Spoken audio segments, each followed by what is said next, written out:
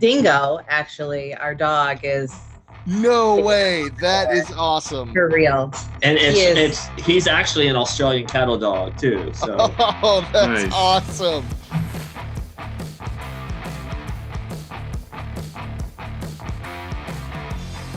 Going back to what you said about at the end of your day when you're trying to check out and you just want to tap into somebody else's story, it's the same thing. It's the same idea. We're just letting our guards down. We're all watching the same thing, relating in different ways to this same story. And I think it does. It allows for a different perspective to be had. You know, I mean, I look at my number one favorite movie. I'm like Brian. I lump all these together. Is Lord of the Rings. The 3 Lord of the Rings movies. Boom. They're my number one because that story impacts me more than any other story that I've ever read. And it's high fantasy.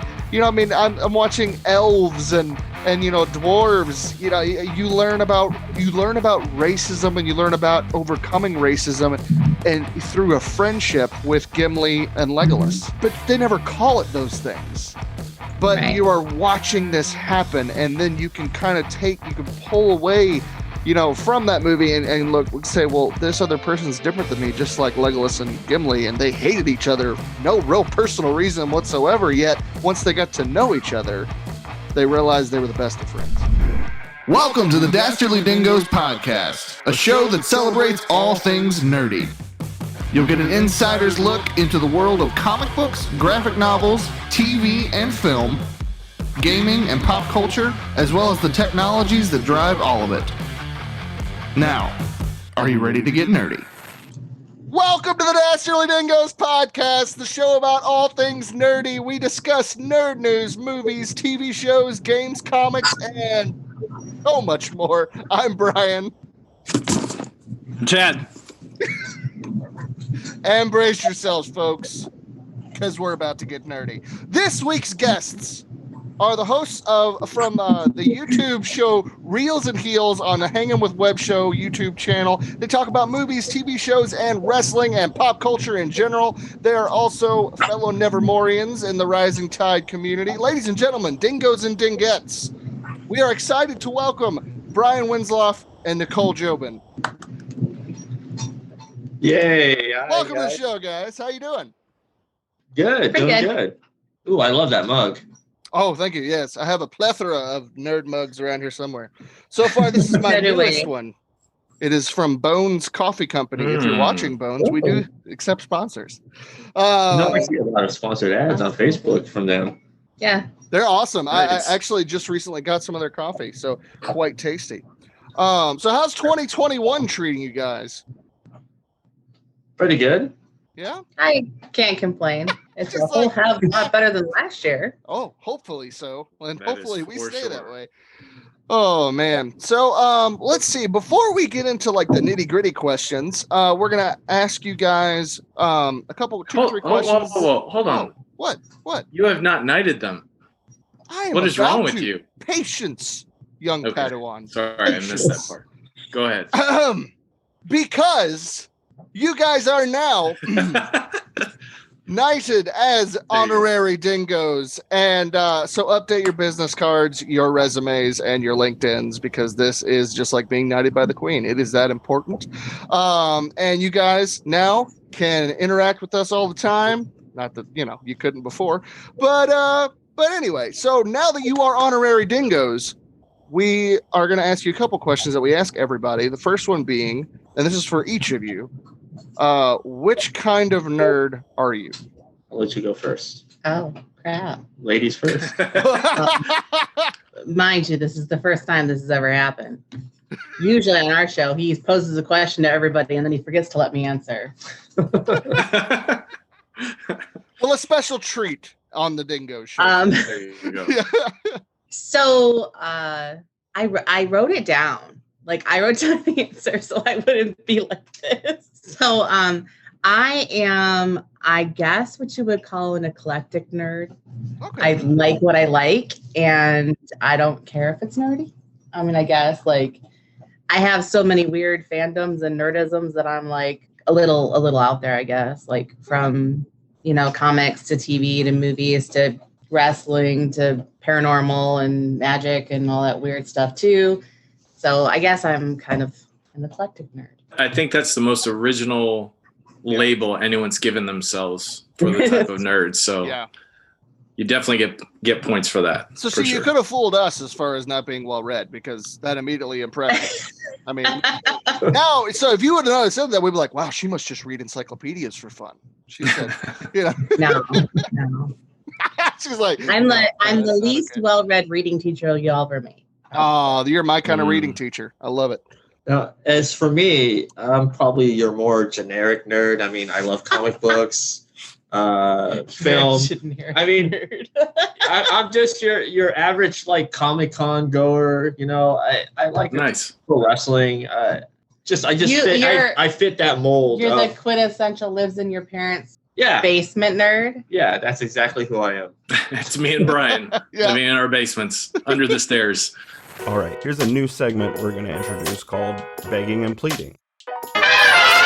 It's where we're going to hit you with facts like we've had over 25,000 views on our channel, which is amazing, but only 10% of those people have subscribed to our show, which means we've got the vast majority of people coming and watching and then leaving. We want you to come and want you to watch our videos, but if you like it, just take the time to click on the like button, hit subscribe, hit the bell notification, share with your friends. It means a lot, and it helps us to continue to do what we're doing. Have you done it yet? Okay, go ahead. I'll wait. Please. Please. Just subscribe, please. All right, end of rant. Back to the show. There you go. Nice. I have been given a rat. Oh, awesome. What's his name? Our darling child. This is Cookie. Hello, Cookie. He is apparently not a fan of the camera. He's also not a fan of our youngest son either. So that's how I ended up with him, I suppose, right now. Yeah. Dingo, actually, our dog, is no way. That is awesome. For real. And he's actually an Australian cattle dog too. So that's awesome. So are you not afraid of does the rat run around a whole lot? Like he seems pretty tame. Not yet. They're too young. Okay. No, they're too young, but also we don't exactly have a dog that's particularly fond of them. Mm-hmm. Okay. They're friends, but not food, but he hasn't quite figured that out yet. Gotcha. Yeah. Dingo's like, wait a minute. Is that a snack or is that a chew toy or is it my friend? I'm not entirely sure. Yeah. I get that. He plays For him, it's a snack. Yeah. Well, even with the little dogs, he's like, I'll play with the little dogs. He doesn't want to play the big dogs. Yeah. Let's play the little dogs and stomp on them. I recently grew a heart for animals because I never really was into animals. But our family bought a little kitten, and so now I love animals. So that was very cute to see that little rat. That's awesome. Look at you having feelings, Chad. I know. This is so weird. Chad's probably a serial killer. We're just most likely. We're pretty sure. I'm the most empathetic sociopath you've ever met in your life. So that's what it is. That's a great description for you. Thank you.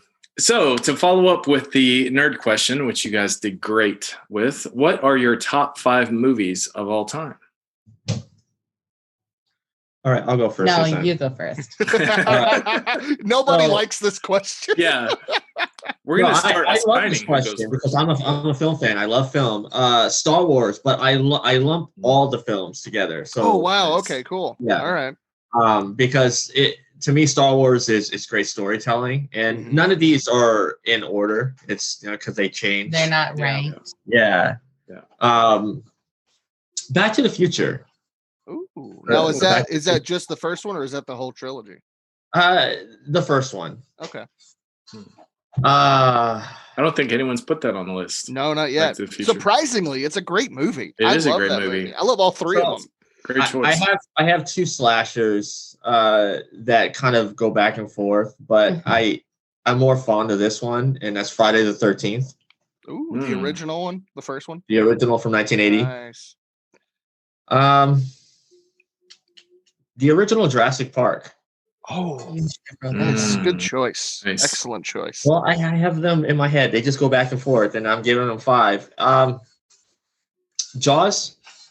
Okay. Yeah. Those are solid choices, man. Those are awesome choices. Yeah. Yeah, I mean, you can ask me tomorrow and they may change. But That's usually how it goes. A lot of people, a lot of our guests, like our last guest that we had, she said, she's like, I don't know, it's like a 50-way tie that's always rotating. It's like, yeah. That makes sense. That is true. I've wanted to come back on here just for the 5, just so I can update my 5 favorites. Yeah, I mean, Star Wars is always in the top 5. Yeah. Because, What about you? What about you, Nicole? So just as my nerdiness, I guess my list is kind of eclectic too, but like him, I think mine changes, and somebody will say something and be like, oh yeah, I forgot about this one. So I am a Sleeping Beauty fanatic in some sort. So when I was a kid, I wore a complete and total hole in my VHS. Yes, a VHS. I am that old. You're saying the original Disney animated Sleeping Beauty. The original. What was that, like 1957 or something like that? Yeah, it's I don't know. pretty old. It's pretty old. Yeah, I'm going to have to, with Nicole, I'm going to have to 100% agree with you. That is like one of the most beautiful Disney movies of all time. I mean, and it's real animation. Like that. Yeah. Like the animation and the animation we grew up with. Probably more so with the whole fire and the dragon scene and everything. Like there's this he is a very awesome villain too. So like you know, she's not necessarily a princess in distress. She doesn't really know she's in distress until the very end. And then even then she's not really. I don't know. She's not one of those like you know. So with Sleeping Beauty being your top, what did you think of the movie Maleficent? Oh dear. This is the can of worms that they should never have opened. I hate Angelina Jolie. I hate her. I so vehemently despise her. I don't know why. I really don't know. I don't know if it's her look or. I was gonna say, is there no real reason? You're just like, yeah. Like I don't like her. Probably the same reason I dislike Brock Lesnar to the point of vomit too. Like that's how much. Now I did enjoy Maleficent. Now minus the fact that it was her. Right. But I did enjoy the movie. I like the fact that she had a backstory. I like the fact that there's a reason why she was the way she was. Like I think too often we don't look back at why villains become villains. Like I would like that to be like a chapter of our of film history where they're like the villain. This is why they became a villain. Still can't talk words. But yeah, so Sleeping Beauty was on my list. Star Wars for sure. I don't think you can tattoo something on your body and not love it. Now, can I quote the movie? Can I tell you every single thing that's in it? Like every race of people and every language they're speaking? No. But the storytelling is amazing. And I think that is, I think that's something we love as an entire family. Like we're just Star Wars nerds. It's cool. The Breakfast Club cannot not be on my list. There you go. I grew up with the movie, and it was I just loved it. And happy Breakfast Club Day. Exactly. Way, right? Yeah, there we go. Don't you forget about them. Yeah. But I think like when you survive high school, it's like you realize that there is a little bit of each of them in us. Like, and that, oh, hell. The computer went to sleep, and I was like, it only does that with Zoom. Yeah, so Zoom does it on our computer. Like, it'll go to sleep. Oh, weird. Hello, why is there nobody there? Okay. So now that I know what's going to happen. Didn't go away on our end at all. So yeah, you're still here. So. Yeah. Because my face went. I just thought you just realized something epic about Breakfast Club in that moment. No. You were like, the Breakfast Club is a little bit of all of us. Oh hell. And I was like, oh no. Something profound. I mean, yes, it is. But there's something really timeless about that movie. No matter where you put it in history, I think the angst of high school is the angst of high school. That movie's legit. Like if you just go walking out to the mall or whatever, you can see each and every single one of these characters. Yeah. Yeah, for sure. Yeah, they were able to capture. Sorry, they were able to capture just those personalities in timeless ways. Well, and I think there's something about those actors that were iconic of the time period, and that they did kind of embody their characters a little bit. And so I think that was kind of the end of the John Hughes era, because they all kind of ended up playing those characters. Yeah. Until they got addicted or fat. One of the other. I don't know. So I'm really glad that I just went to high school and I didn't have to grow up on the camera. Yes. And that I grew up before there was social media. Because all the stupid stuff I did, there's no record of it. And if there's no pictures, I didn't do it because I don't remember. There you go. Funny thing you bring that up. No, I'm just kidding. Brian's let me just bring out this catalog here of photos. From like 22 to 40. Now there's all this time that I've caught up and decided to do stupid shit in the meantime. And I'm like, oh, okay. So maybe I should have done that when I was 20. Anyways. I like this next film on your list. Which one? Number 1 there. Oh, number 1. So I am kind of one of those, like, I love Shakespeare, and I love poetry and music, and I love Heath Ledger. So 10 Things I Hate About You is on my list. Yes. And I don't care how many times I watch that movie, I can probably say that movie. Yeah. Word for word. Yeah. I don't know. I aspire to be Bianca's father in that movie. I don't know why. Like, he is the one that I relate to out of everyone else. I'm just like, you, sir, you make sense. I think I'm a cat, very much. I'm a shrew. Yeah. But talk to the people that I went to high school with. I was the shrew.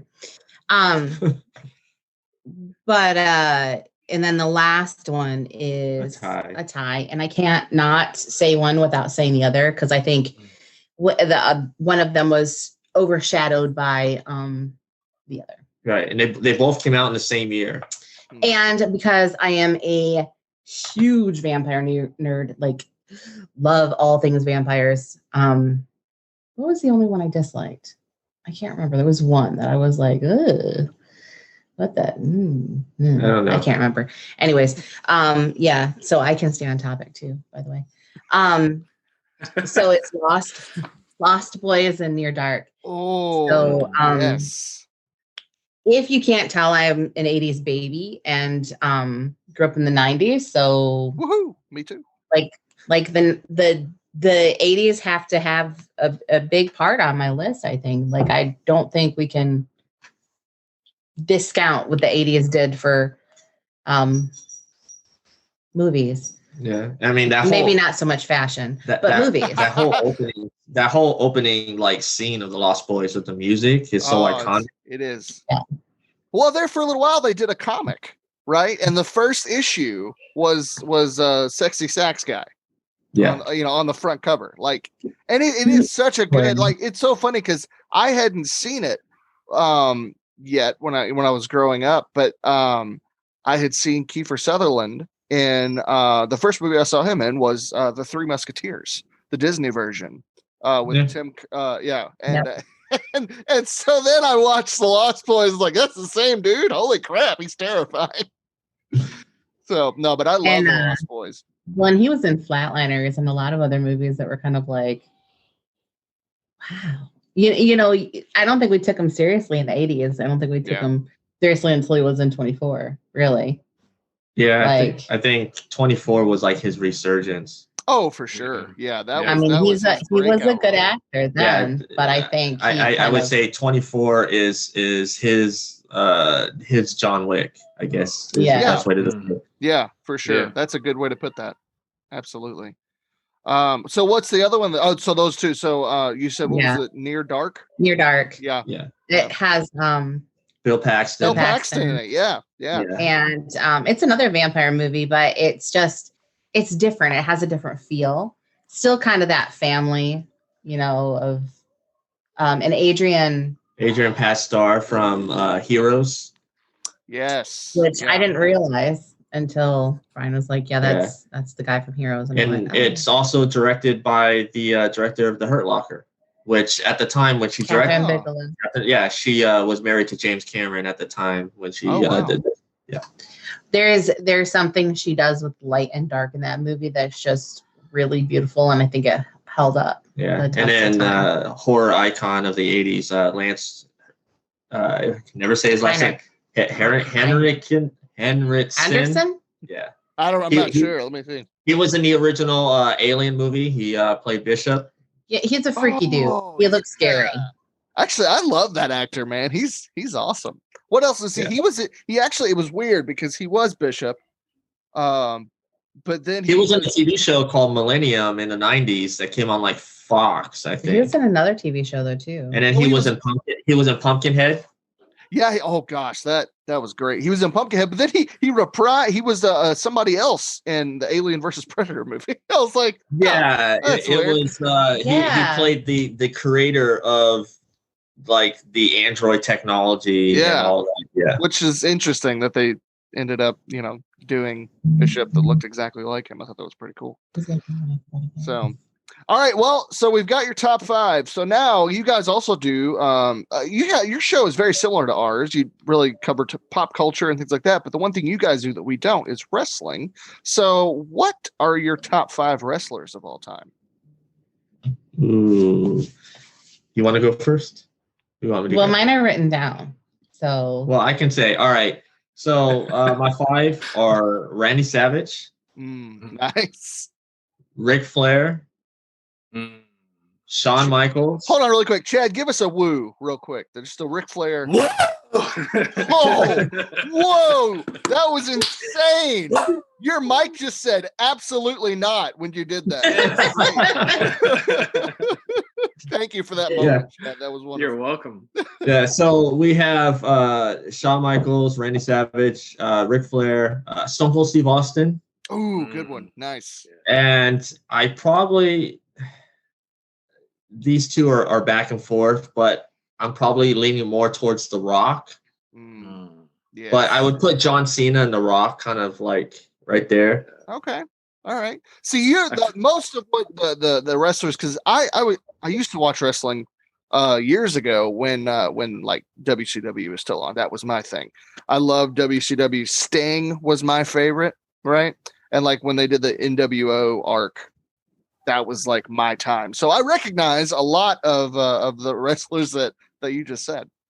Yeah. Did you flip out when Hogan turned heel?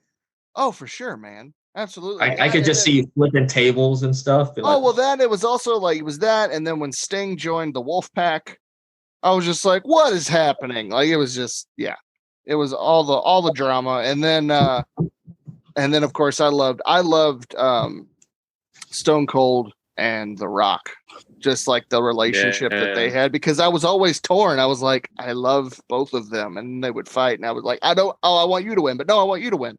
So wonderful time. Yeah, my interaction with wrestling is when it was about that time when they were still pretty big, and once a year, me and a group of friends would get together and get the pay-per-view, and we would like try to guess who was going to win all the matches, and we kept points, and then at the end of the night, whoever had the most points won an actual belt. Like we bought a belt from from the toy store, and so whoever won would keep it, and then the next year they would bring it back to their title. It was amazing.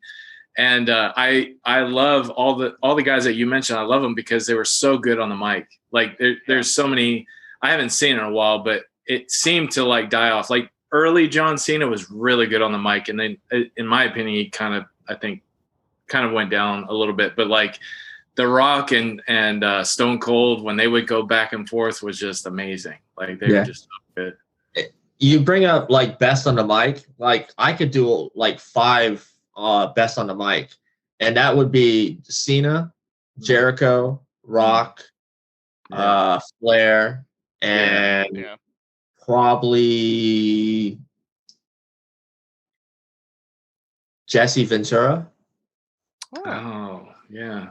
That's going way back. That is going back. Nice. That's before my time. I mean, but Piper was also good at promos too. Oh, I loved Piper. Piper. Man. So Nicole, what about you?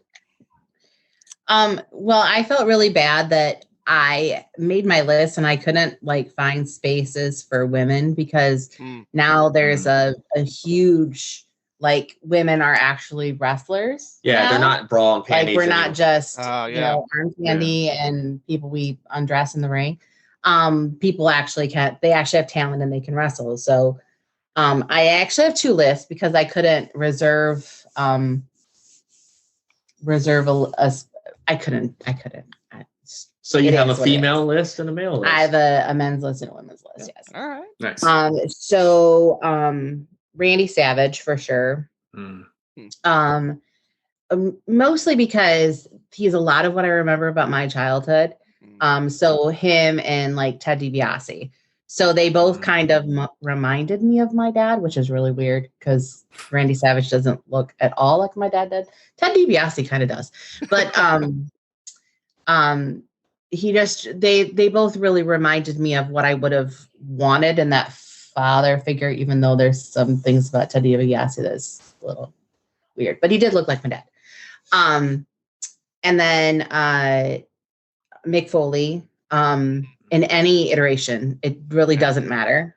Mankind is probably my favorite iteration. Just like it doesn't really matter because when he's in the ring, you know you're going to get a show. Yeah. And having read his book and really like listening to a lot of his stories that he told in the book was like, wow, this guy embodied the love of the business so much that he was willing to put his life on the line. Yeah. And he was kind of like a pillar for those same guys, that also show up on my list as well. So, and then Shawn Michaels, only because he was part of Degeneration X, which I think is some of the best stuff that came out of the Attitude Era. Yeah. Probably some of the least politically correct stuff that came out of the Attitude Era, but I think that was a time in our lives when we weren't taking ourselves as seriously as we do now. And I think that's where the fun is gone. Like we can't say this, and we can't do this, and we can't. There's nothing everything is too tongue in cheek now. Everything has to be PC, and sometimes it just isn't. Life isn't PC. Right. And then the Hardy Boys and Edge, who is my all-time most favorite wrestler in all of my life. Like Edge it's been my favorite since I started watching wrestling. Yeah. Talk about a comeback in story. 1997. So like I was kind of late to wrestling. So I got a lot of the education about the 80s later. But yeah, so the Hardy Boys and Edge and the matches that they had in the TLC matches with the Dudleys, and I mean okay, I can talk. Revolutionized a lot of like that high flying craziness. It totally elevated the tag team division. Yeah, and I met Jeff Hardy, so it was the only time that I didn't sound like an idiot. No, yes, I did. So apparently when I fangirl pretty hard. Yeah. So every time I've met somebody famous, I've done the same thing, which is pretty sad. So like I'm that random storyteller. So the kids were with me when we went so it was right before WrestleMania when they made their comeback to WWE. And so they were at this barbecue thing they had here in Tampa. And so we went and watched the indie show and we did the whole meet and greet with Jeff and everything. And I said, well, these two are the next generation of backyard wrestlers. And he was like, dude, that's awesome. And I'm like, no, it's not, because I'm their mom. And he was like, that was hilarious. And then I'm like, I am the stupidest mug ever. Like, what the hell? And so, of course, it only has gone worse from there. But they were so nice. But they were super cool. And, you have to understand Carolina boys there's a lot of hospitality there. They're good guys. And my female list is probably the first wrestler that I saw that was a wrestler was Ivory. And she was scary. You know, like she could throw down and she was pretty and she could move at least. Yeah, and she's been in the business a long time. Like she started on Glow back in the 80s. Yeah. And then of course Lita, and I think that's because she was tied to Edge and the Hardy Boys probably, but she could do a hair chrono like nobody's business. And then the three that I probably see the most out of now, since the newest phase of wrestling has come, has been Rhea Ripley, Bianca Belair, and Nia Jax. And probably, I guess it's important to me because Nia Jax is the first person that we've seen in the ring that looked like me. Mm-hmm. So she's a bigger girl. She's powerful and she doesn't make apologies for anybody. And I feel like that's kind of the way we have to be. Like, I can't just take, I'm sorry. I'm more than a pretty face. I should be allowed to be both tough and beautiful. And I think that she does that. And she's embodied in the body of a bigger girl, which I love. So. That's awesome. Nice. Well, tell us your all story. You guys, how'd you guys end up doing a YouTube show? I'll tell the story, unless you want to tell it. I think I've talked enough. Okay. All right. So I'm a huge fan of John Campea. I've been following John Campea for over 10 years now, and he always gets asked about starting a blog or a YouTube channel, and he says, just do it.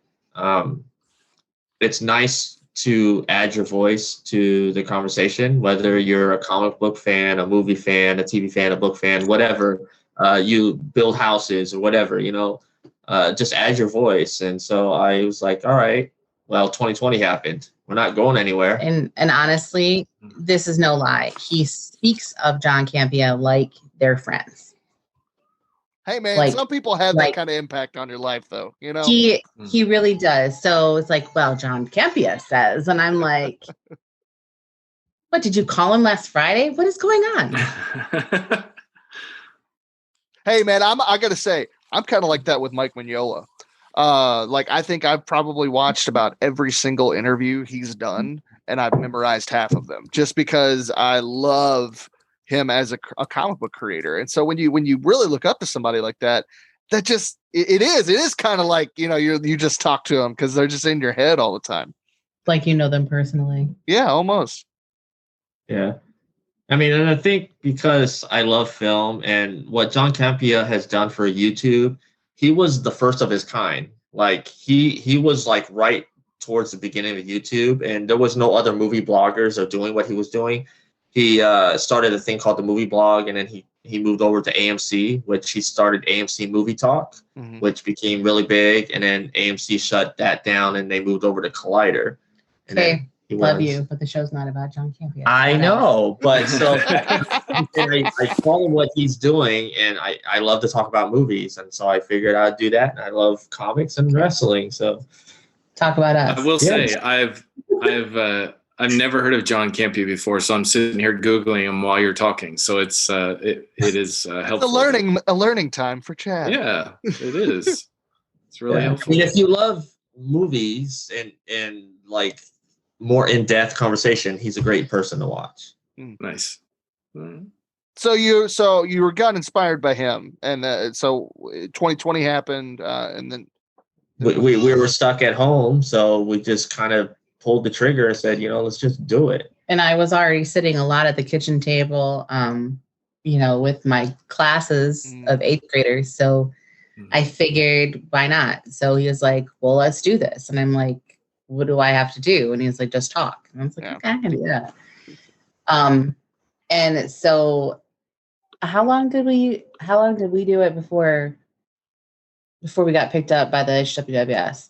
A couple months. We came in. It's like 13 episodes. Yeah. So about our 13th, right around there, our double digits of episodes. We started. We had friends in WWS, and I'd been on their show multiple times, and so talking about comments in the classroom. So it kind of like, well, we're looking for people to add. Let's add your show to the list of voices we have. And it was really cool. So we just kind of started doing more. Right. And I have to be honest, like I really do just sit here and listen to people's stories because most of everything works with him. Like my voice is there, but it's not something that. You're also the kind of person that likes to take everything in. And like, especially if it's one of those stories, you're like, oh, that's cool. And like, I just spend a lot of time listening to the people that are on the show because I think that their stories are interesting. And I don't know, I'm a people geek too, I guess. I don't know. Yeah. And we've had various guests from filmmakers to actors to wrestlers to wrestling promoters, comic book artists, writers. We've had a little bit of everyone. A little bit of everything. And their stories are the same, but so different too at the same time. It's like the need to create is just something that they have. And it's really, it's enlightening and interesting. Yeah. I think one of the coolest guests we had was Adam Marcus, who is the writer, director of Jason Goes to Hell. Oh, cool. Yeah. Nice.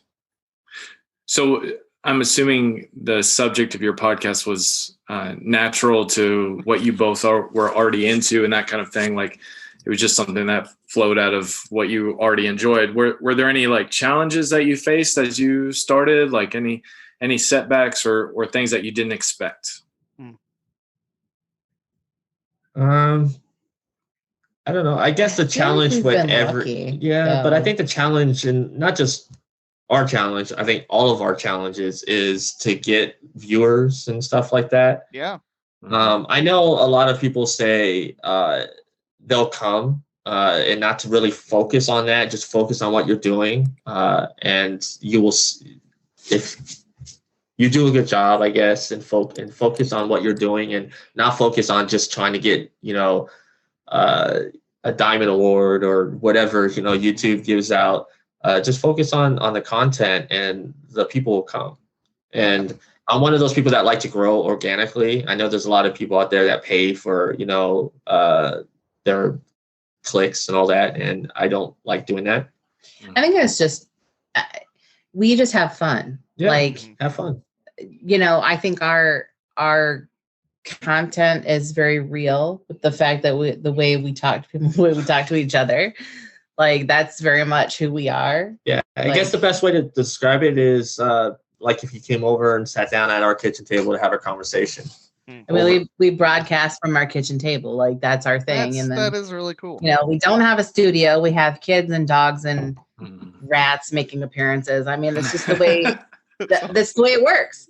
Like, so, we give up, and I guess that kind of studio professionalism we give up for realism, I guess. Like, well, and I think that has an appeal to so many people. Like a lot of people would just rather have that than the big production and everything. I think that I've caught your show a few times, and I will say that it does feel, it's similar. I would say it's similar to like Brian K. Morris's shows, where it's just like you're just kind of sitting, hanging out, talking. And there's a place for that, and there's a place for shows that are big production, and I think they both have a room at the YouTube table. Exactly. I think that's the coolest part, I think, of quarantine, is that it gave people a reason to create, gave people a reason to put it out there and say, well, I got nothing else to do, so I might as well do something. And not just what we're doing. I mean, Brian, you write comics, and so I mean, you were pushing that out. You had people making music, people trying to write scripts. So it was, I think, even though it was a bad year, people made the best of the time that they had. And it was great to spend time with family, where you had a lot of people that were always go, with work. Slowed everything but then down. work was at home, so they have more time to be with their family. And I think that was important. Well, and I think it gave everybody like a chance to evaluate what they really wanted to do. Mm-hmm. Like, I mean, I know I spent a lot of hours just watching TV, but for someone who lives real life, like anybody who does a job like social work or teaching or or anything like that, where you're consistently with people. Yeah. And their problems are consistently bombarding you, even though they're not your problems. I think it's nice to have that place where you can escape to. And so TV and movies have always been my escape. And then from that comes or you'll put on like Spotify or something and just listen to music. Well, and that's kind of what we do, is like that just becomes the escape for whatever ails you kind of thing. Like when I get home, I need to like wash off the day. Yeah. Like I need to not have everybody's problems be my problems. So you dive into somebody else's life and that helps, and then from that, of course, it's me who overthinks and analyzes everything. And I'm like, oh, that made the connection to whatever, so that's like my life. And these are, I can see parallels and characters and people. And so when shows are over, you're kind of like, well, what now? Right. Yeah. No, I totally understand. Yeah. Because it's, well, I mean, we've said it so many times on this show, and particularly just, we as humans just connect through story, right? Like, so when you are having a stressful time and you are, really wanting to wind down and kind of go through a part of your ritual at the end of the day, kind of just leaving everything behind, is jumping into somebody else's story that you can escape to, but also relate to. So, yeah. And the funny thing is when you have people in your life, like my mom has always been a worker. Like she never had time for TV. And so now that she is slowing down in her older age, talking to her about TV shows that she really liked, which is funny because we end up talking about the same shows, which is both terrifying and interesting at the same time. But when we talk about shows, the takes we have on them. So like she's watching The Resident and she loved the first however many seasons it was before COVID. Well, it's like in the 4th season right now. So the first 3 seasons she loved. And she said, I don't like what they did after COVID. And I said, but you realize, Mom, that I like that because now I spend my entire day looking at masked faces and being behind a mask myself every single second of the day, telling kids to social distance and don't do that and don't do this and and keep your mask on and pull this up and do this and sanitize your hands. And there's no time for just being a human. Yeah. That I'm so glad that there was that beginning of the real trauma of what COVID was. And then they skipped forward. Yeah. And this is to the world without COVID, to the normal we want to get back to. Yeah. Which, yes, it's never gonna be the same, but our lives were never the same since 9/11 either. Like we think about these things that were defining.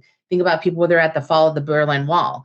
Life was never the same after that. And then we were never the same after 2001. And then, other things that have happened, like we can't go back to the times before that. We have to evolve and make it something new. So it's like, this is the life that we can retreat to this show so that we don't have to live in the world where everybody's wearing a damn mask. Yeah. And we're all worried about catching something that could potentially kill us. And we don't know who it might be. It's like Russian roulette. Yeah. So, I mean, not to get political, it's like my mom feels a totally different way about the show because they did that. Whereas I'm like, thank you for not making it something I'm hit with every single day. Right. Yeah. It gives you a break. It gives you, and it gives you hope. Something, like this is what it could be. This is nice. No, so someday we'll all, get married and have parties again and, right. Go to the movies and save people from crazy, I don't know, whatever they do on The Resident. There's all kinds of weird stuff that happens. But, I think that's what TV is for us. Right. Cool. That we're super nerdy and we do it a lot. So you guys, you've done this from the get-go, from together, and you kind of touched on this already. But what is it like doing a podcast together as a married couple? I don't know. What do you think? This is not a rehearsed answer. So no,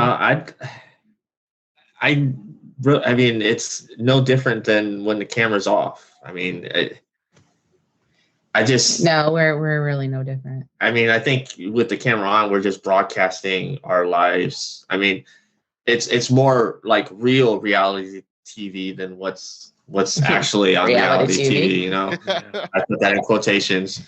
Well, we don't have a script for our show either. So whatever people say and whatever stupid thing escapes my mouth, and that's what happens. And that's how it is. Like, that's how it is every day here at the house. Brian's like, I just want our show to feel real. So that's how we come across. I think sometimes it's like, I wonder if you need a vacation from me sometimes after there's some conversations that have gotten like a little mean, and I didn't mean to be mean. No, it's all right. Well, I mean, I did a few shows like last summer without you. Well, yeah. But I'm the same way with Chad, and we're not married, so there's that. I hate you, Brian. So, I was saying when you said there was no structure or whatever, like, how do you guys think about your show and organize it? Like, do you just invite a guest on? Do you have questions for them to answer, or do you just say, here's the topic, or do you just start filming and whatever comes out, that's what you get? I think Brian has a set idea of what he wants to ask. Right. We do our show live every Saturday. So what we do is we have a topic that's different each week. I mean, it could be a movie topic, it could be a TV topic, comic books, wrestling. I mean, we mix it up. Depending on our yeah. And guests. then, sometimes we get guests and sometimes we don't. Otherwise, it's just a whole bunch of us from the HWWS web show just shooting the shit, basically. Talking about whatever thing strikes our fancy at that point. Like when we have a guest, for instance, a few weeks back, we had a couple filmmakers from the independent film world. And we were just basically asking, how did they get into filmmaking? What's it like when you see your film up on Amazon, stuff like that. And we just kind of let the conversation go that way. I hit the light thing. I think a lot of it is letting the guest have the floor kind of thing. You're here to promote your stuff and we want to know about it. So share away kind of thing. Yeah. How do you guys choose? Sorry, go ahead. Ryan's like, here, this is the topic. And sometimes I'm like, okay, so what do I have to bring to this topic? He's like, I don't know, just sit there and talk. And I'm like, okay. The other day there was a comic book creator, and he was like, so in the book, and I'm like, in the book that you read but I didn't. So there's a whole little tiff on screen. It was the tiff so you didn't share the book with me. He's like, when was I supposed to share it with you? You were too busy. I'm like, I'm sorry, I didn't mean to. That gives you an opportunity though for the creator then to talk about their story for someone that's never heard it. See, so there's opportunity there. Right. And so they did their whole elevator pitch and they talked about it, and it was really neat. Yeah. And I was like, okay, well, I'll write down all this stuff to, for later. But I guess the real truth of our lives is that I have a full-time job.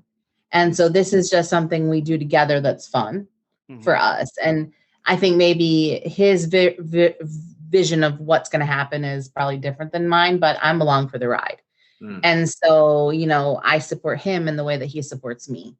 So I guess that's how we that's how we do everything. Right? Right. So this is his thing. He gets the guests, he makes the questions, he comes up with the thing, he does the whole StreamYard thing. I have no clue how to do any of that. Yeah. So if I ever wanted to do a Girls Geek Out session, I would not be able to do it without him. So there's that whole it's kind of his thing, but I'm along for the ride. Right. And it kind of bringing her on to do it with me. She's not a public speaker, or she's much better now, but to kind of go back to like when she meets like celebrities or for pro wrestlers or whatever, you know, she just kind of drools and she doesn't know what this I'll be at a Comic-Con and I can go up to someone and say, hey, how's it going? Like if I saw you, I'd be like, hey, how's it going? You know, I can do that. She can't do that. But that's how he is. Like the kids will come out of GameStop and I'll be like, well, where's Dad? And the kid's like, what do you think he's doing? And I'm like, oh. So it'll be a few minutes, right? And they're like, he's talking to everybody in the store, Mom. It's like stuff doesn't matter. He's talking to everybody in the store. Can we just go home? I'm like, oh my God. So, and it's for real. Like that's very much him. But I think doing the shows kind of helped her with that, where she could talk to people and not feel. Okay. You believe that? Sure. I think if you look at how we started and how we are now, you could see the change in her. Mm-hmm. Oh, maybe. I don't know. I laughed at the question, like the next question that you're going to ask us, that next one. I was like, there's no answer to that question. I was going to ask kind of more of a generic question about like what kind of guests like, how do you choose what guests, like, what are you, what kind of people do you have on your show and that kind of thing? So, I mean, if you wanted to answer that, you're welcome to. But I was very interested to get into the comics in the classroom because I know, Nicole, that's a big thing, especially for you being a teacher. And that's a big thing for us, Brian and I, because we're, comic book guys. So we'd love to hear kind of how you advocate for comics in the classroom. What does that look like? And just tell us a little bit about that part of your life and teaching career. Okay. So, well, first of all, the first part of that is Brian picks the guests. And so he puts his wide range of networking feelers out there and says, anybody who knows anybody who wants to come in and talk about their stuff, this is what we want to talk about. What do they have to share? And we used to do more of a round table, like what we were going to plan out for our shows. But now he more kind of relies on whoever is coming into his inbox kind of thing as to what the shows are going to be about. Yeah. And I mean, with the HWWS network, we have access to authors and filmmakers and musicians and you name it. And then I have a lot of comic book artists and writers that are on my Facebook that I reach out to. So it's basically for instance, I mean, I haven't thought of what I'm doing this Saturday. I have a couple ideas, but if I wanted to do, I don't know, comic book art, so I would reach out to artists and be like, you want to come on and talk about art and stuff like that. What kind of artists inspired you to be, stuff like that. And so the comic book thing, the comics in the classroom thing kind of grew out of just his sheer, like, I don't know, it's like infatuation with the fact that I care so much about what I do.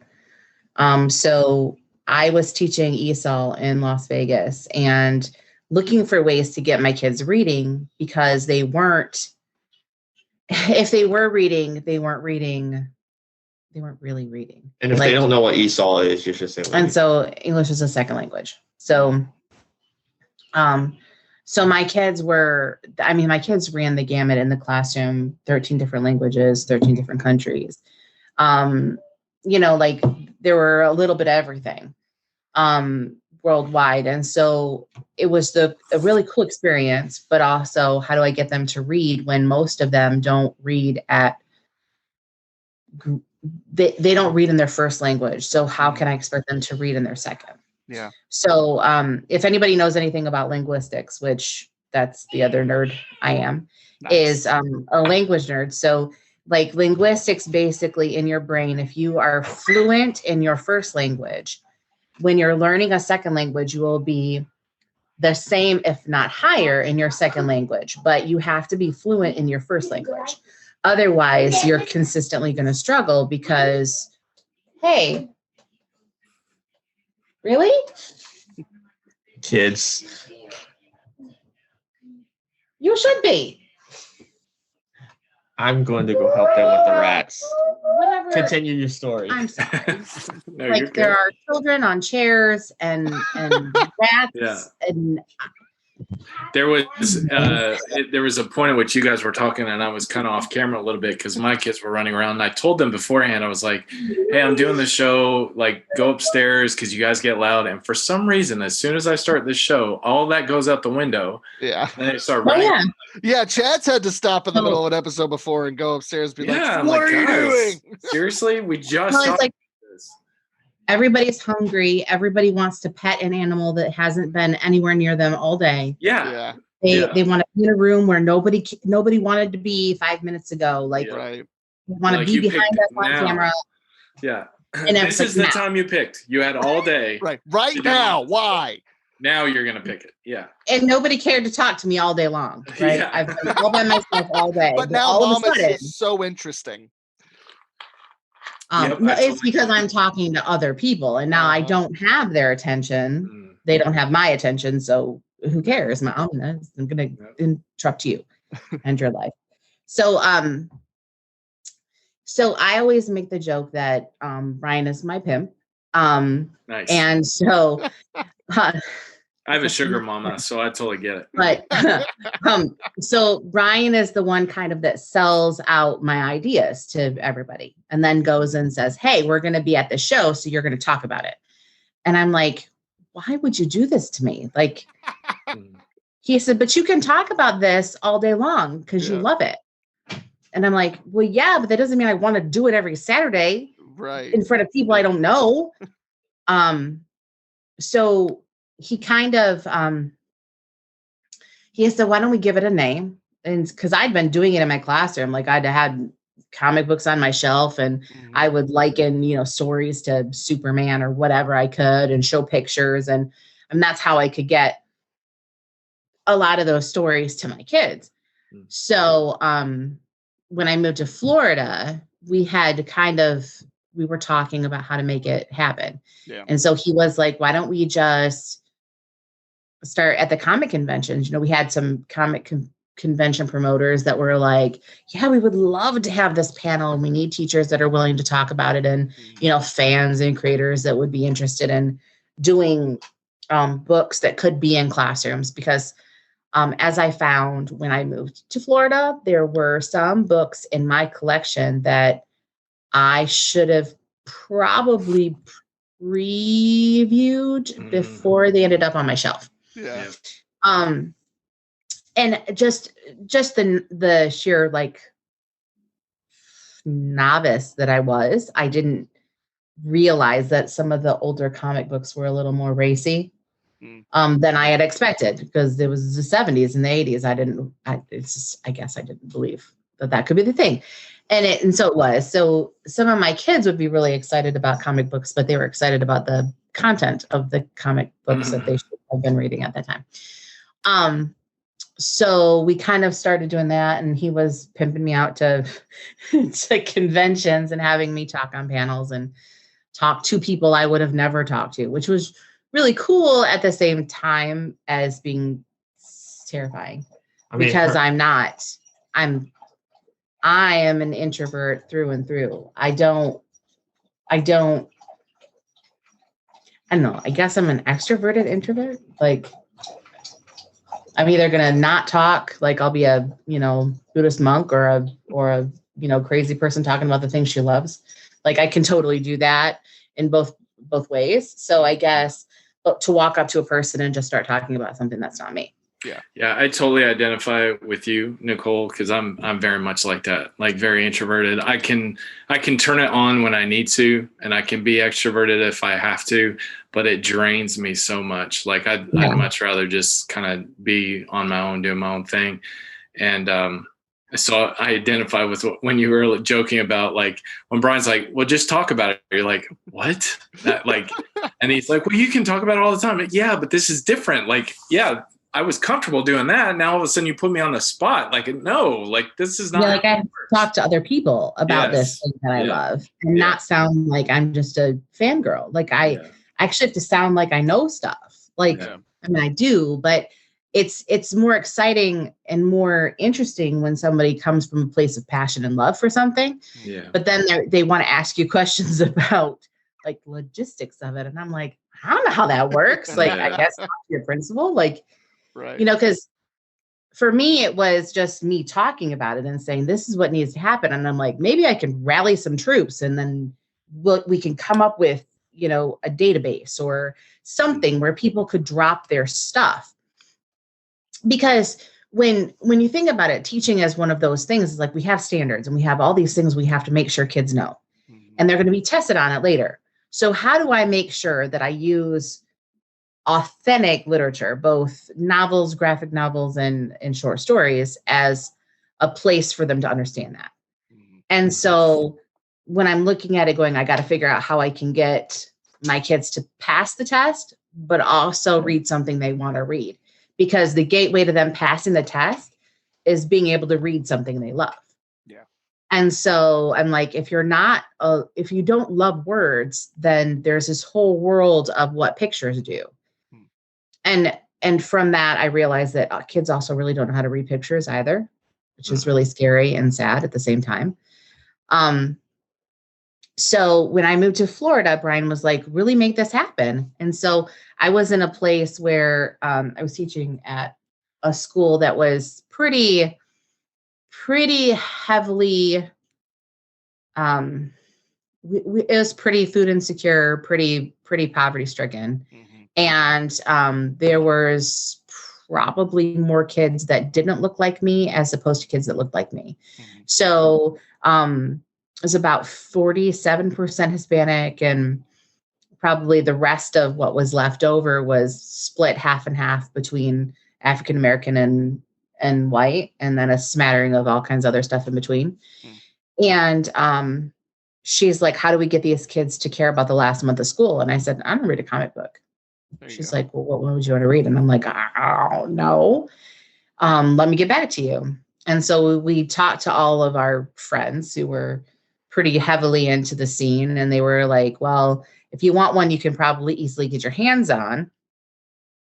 You could read some of the X-Men stuff from the 80s. And he said a lot of them were really interested in the Superman, the Red Sun.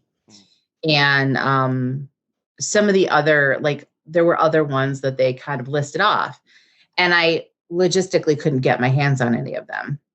Just couldn't, you know, it cost. I mean, it was $10 a book. It was, there was no way that I could even get 30 of them so that everybody would have one in their hand.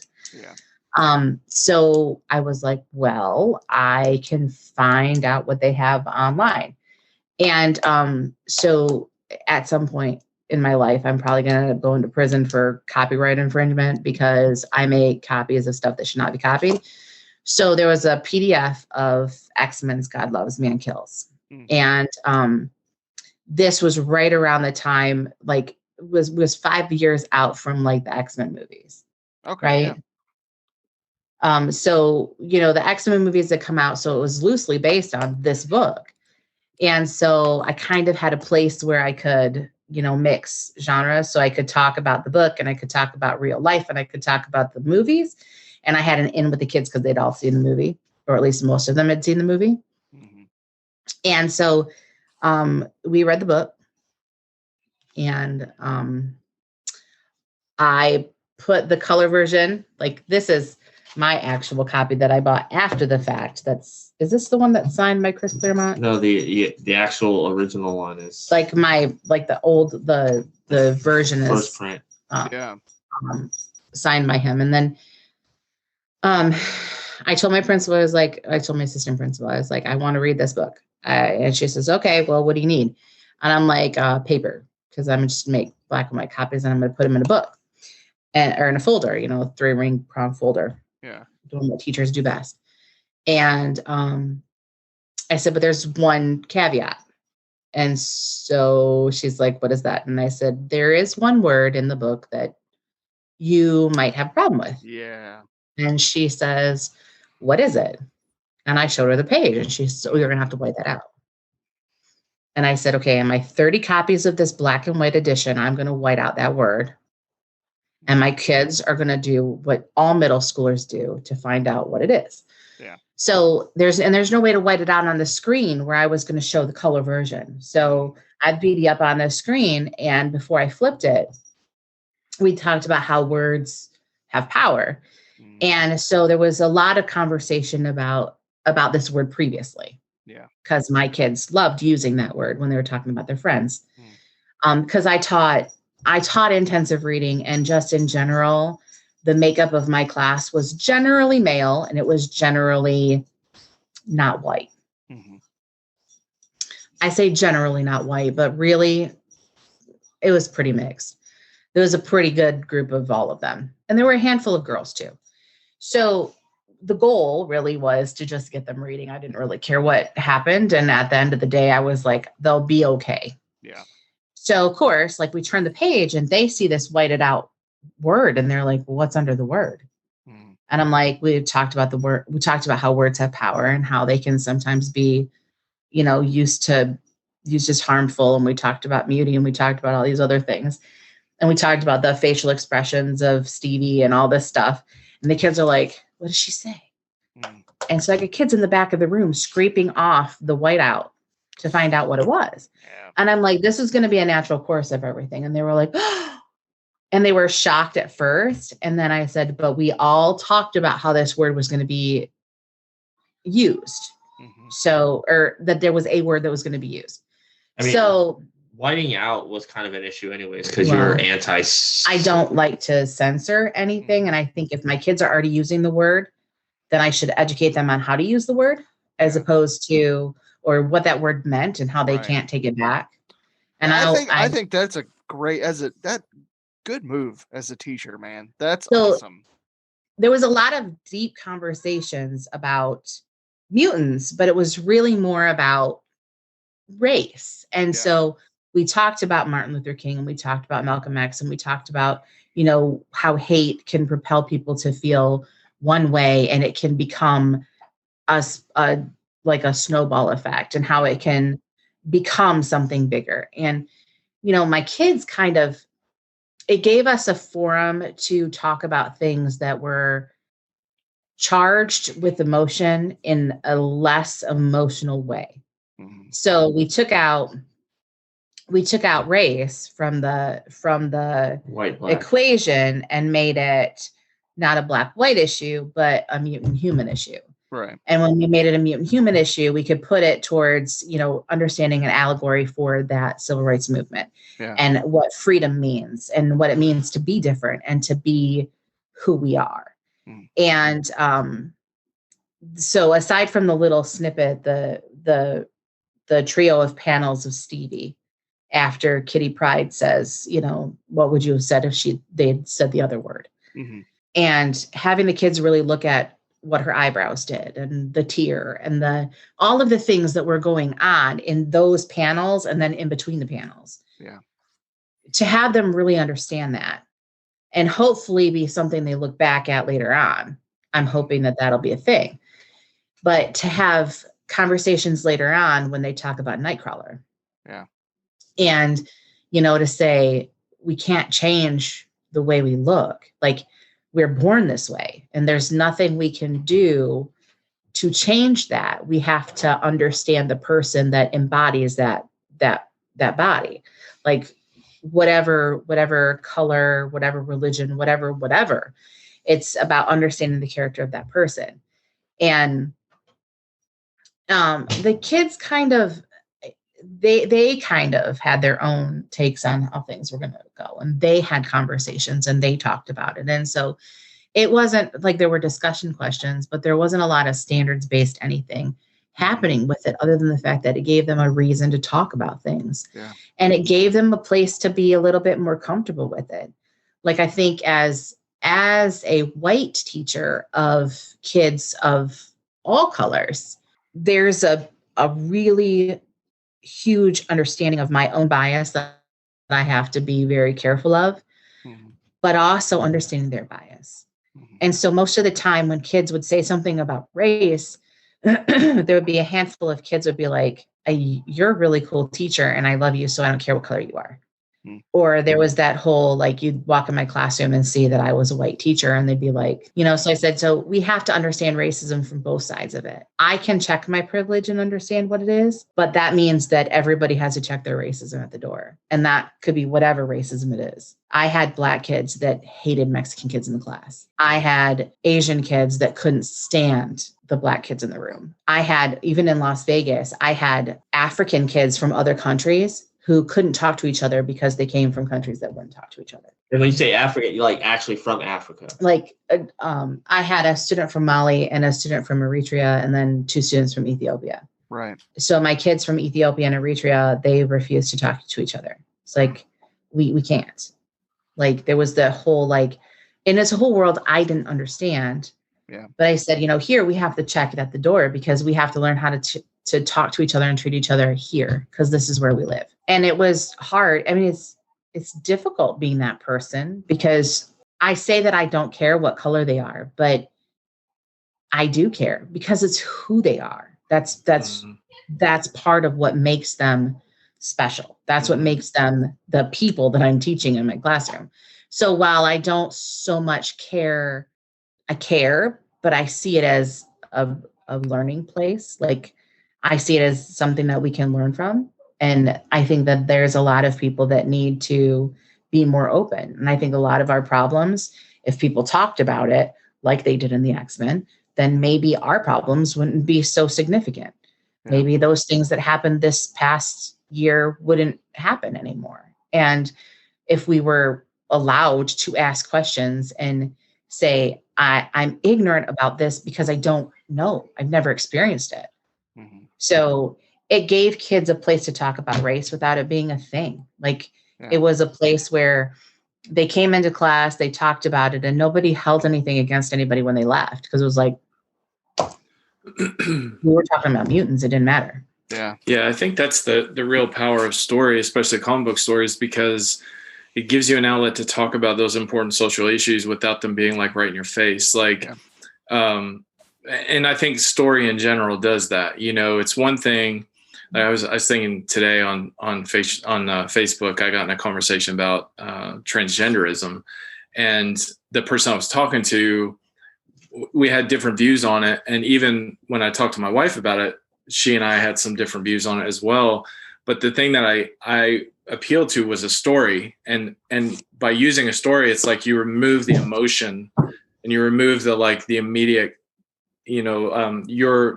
the thing you're arguing for. It takes all of that out, and you're able to analyze it from a different viewpoint, like a more objective viewpoint, because you're looking into someone else's story. So, and I think that's like the power of, like, the example I think off the top of my head is the novel Animal Farm, which has been a long time since I've read that. But the beautiful thing about that is that, they're talking about totalitarian regimes and communism and all that kind of stuff. If you gave me a textbook on history, I'm going to probably fall asleep about it. Or if I had a particular political view, I may not be able to discuss it with someone because I'm so adamant about my viewpoint. Whereas you read a novel like that, it just shines a light on that issue without you even realizing it sometimes. And I think that's why comics can be such a huge advocate in the classroom, because you can bring up sometimes socially tense subjects and be able to accomplish an educational goal without there being breakdown in communication, because everyone is so emotionally attached to a subject, Yeah. Well, this past year taught us a lot about being allies and being anti-whatever. It's like, we can read a whole bunch of books about being anti-whatever, like insert whatever, anti-transgender, anti-whatever, anti-racist, anti-whatever, like you pick it. But until we can have a conversation about those issues and really think about what that entails, like, if we ever have this kind of dichotomy in my classroom ever again, if we read this, we'll watch the episode of Zoe's Extraordinary Playlist that just showed, because they talk about racism in the workplace and how people perpetuate it without realizing that they're perpetuating it. And I'm like, if we just had something like that didn't preach to us about how we should be, but just enlightened us to what it actually is. Because I cannot understand what it's like to be somebody of another color because I'm not.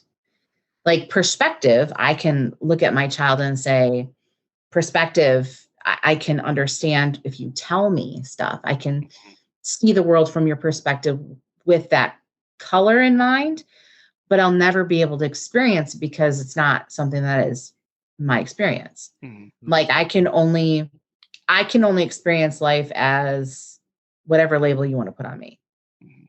Like, so when I choose to be an ally of whoever, you know, like if I want to be an ally of all of my friends who are multi-oriented, like, I mean, like I have friends that are of every orientation under the sun, and to look at that and go, I'm still your ally. Like you're still my friend, and whoever you love doesn't matter to me because it doesn't affect me.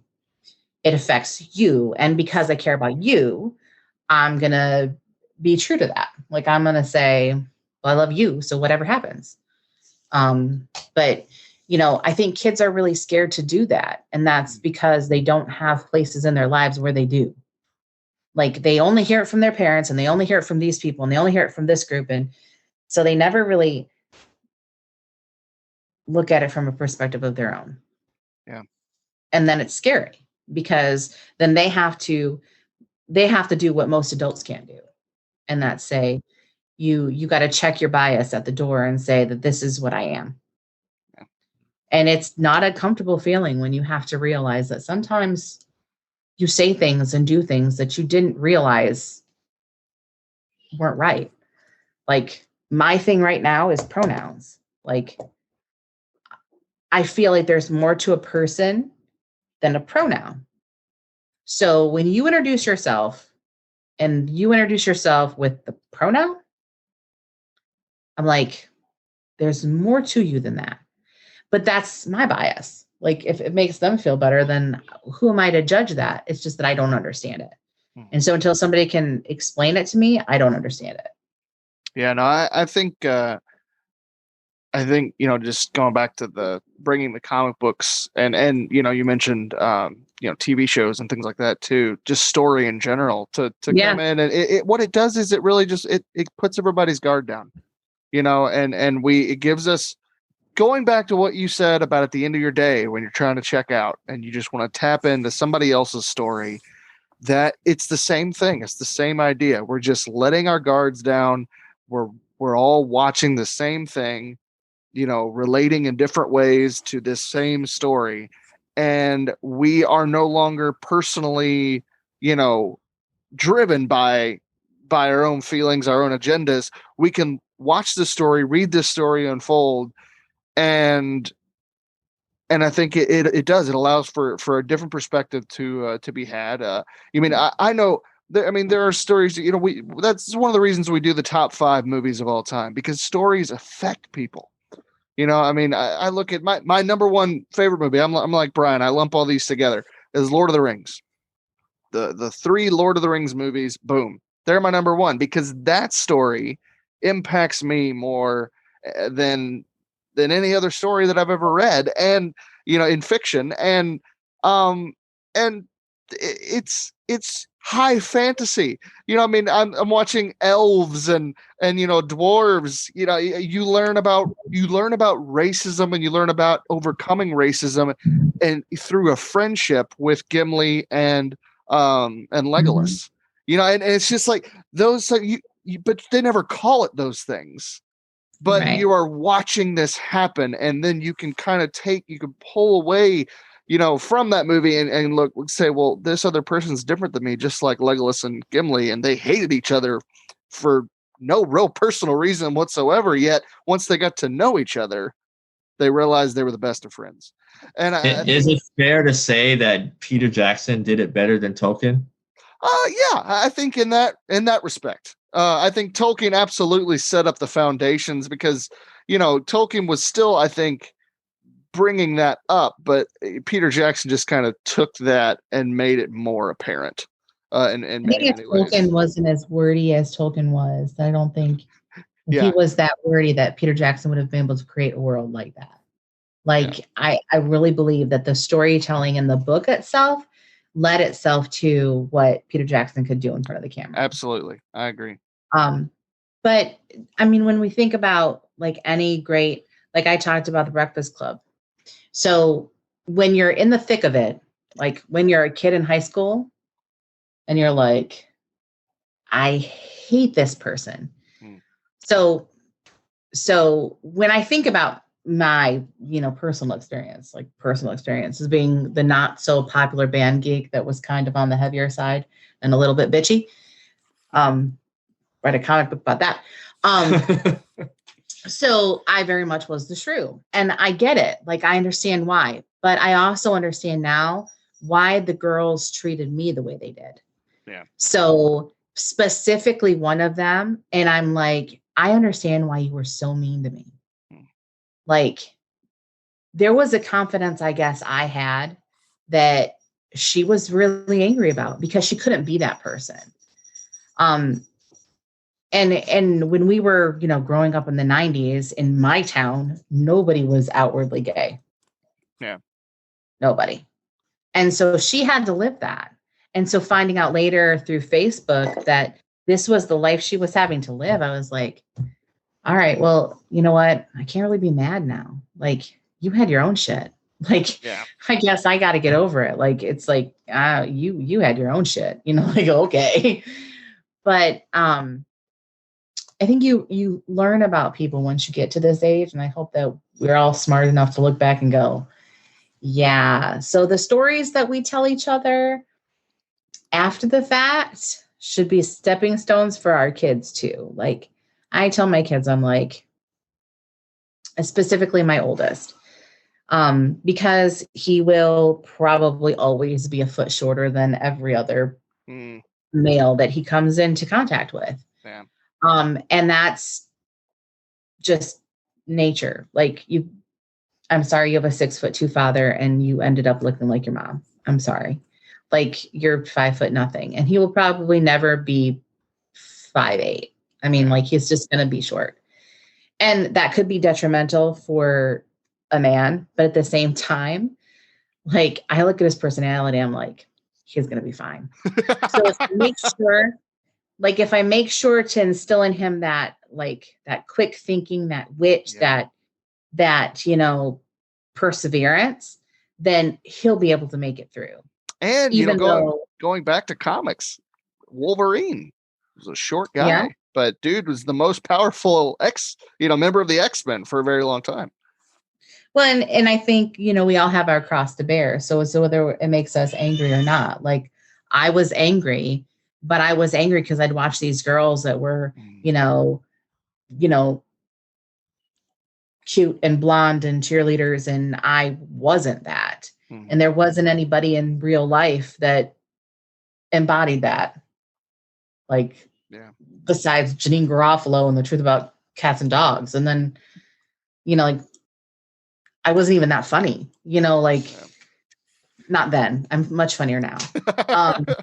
Full disclosure. But see, look, you made Brian laugh. But I don't know. I think, high school sucks for all of us, but it's telling the story, like The Breakfast Club and 10 Things I Hate About You. And really, I mean, Star Wars in a way tells that story too. Yeah. It's that coming of age and, like,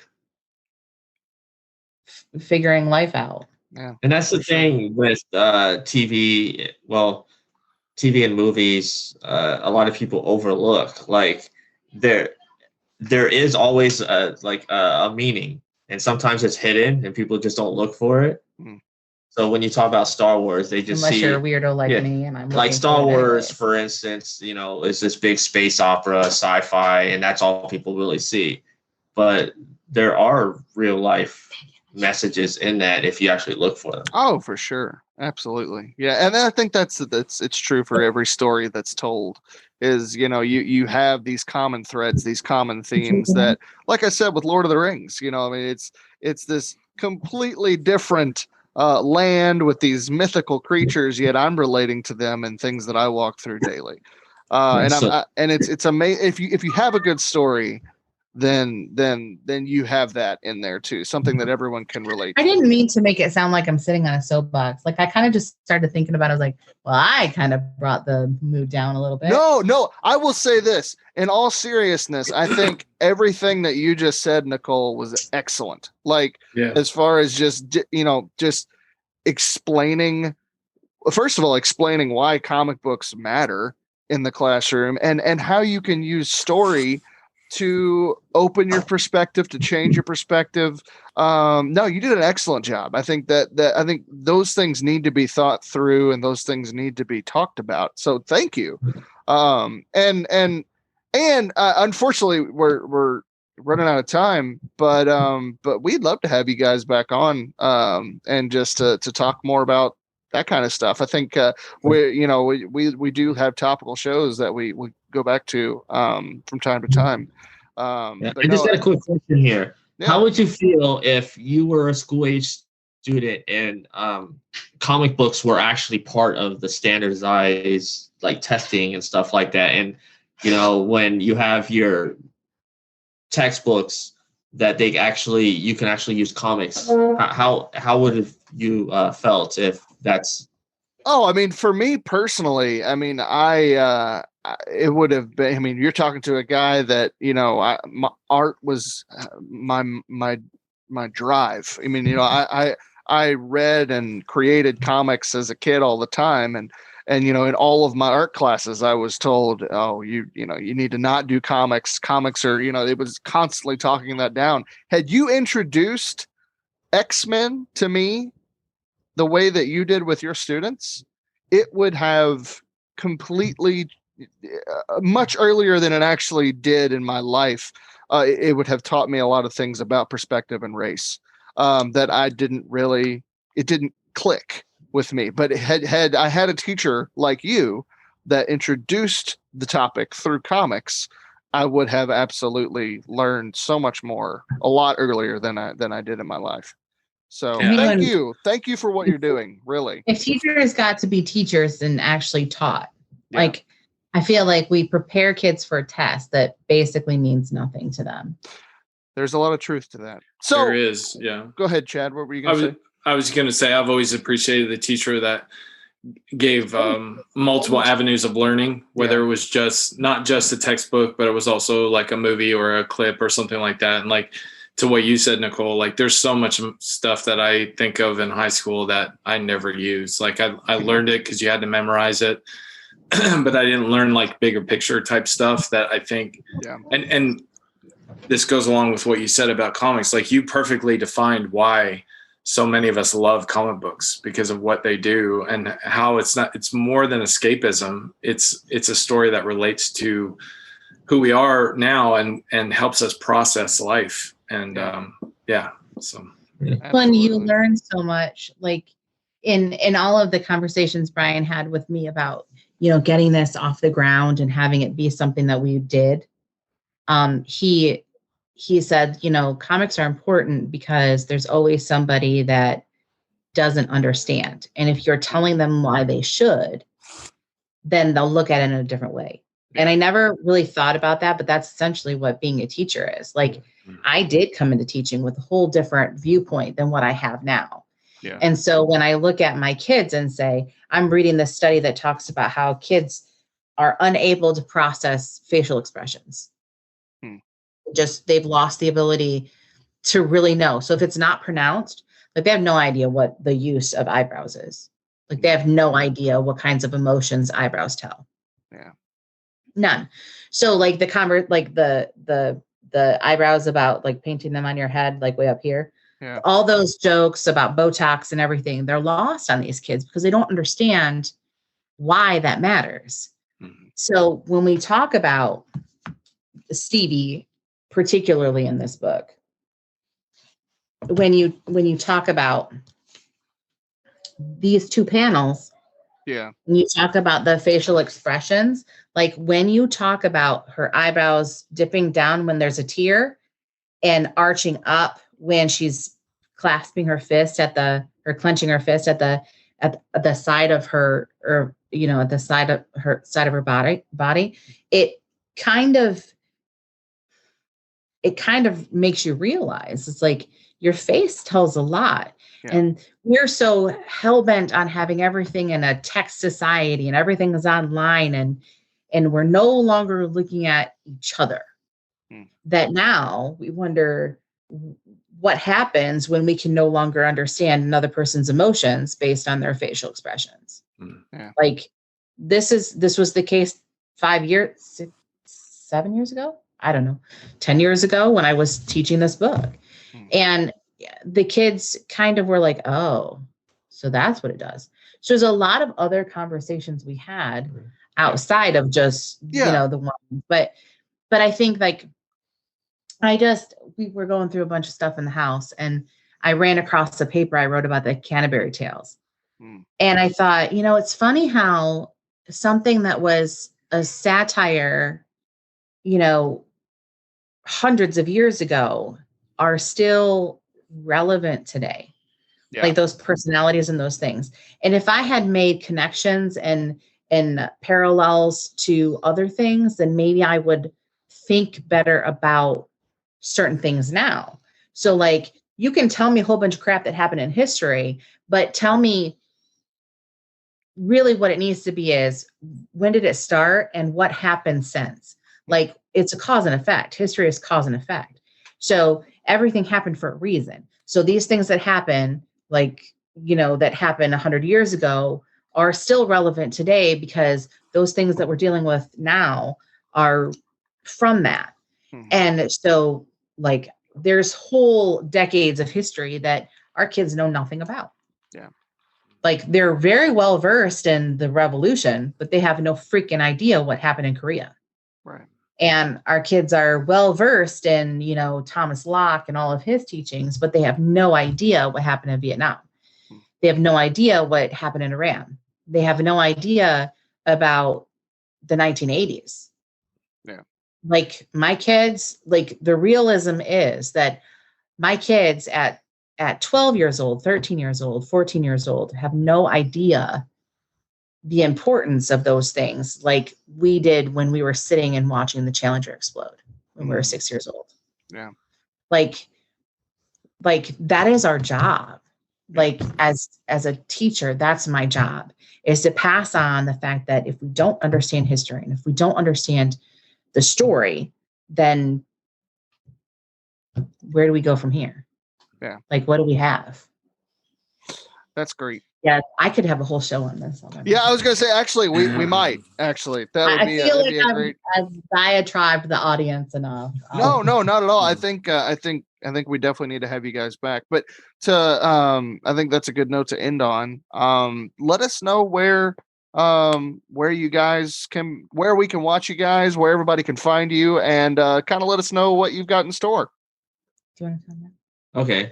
I'll talk. You can find us every Saturday at 2:15 Eastern on Reels and Heels Facebook page and the HWS Web TV YouTube channel. And we are also on the HWS Twitch channel as well. And I don't know the exact, just look up HWS on Twitch and you'll be able to find us on there.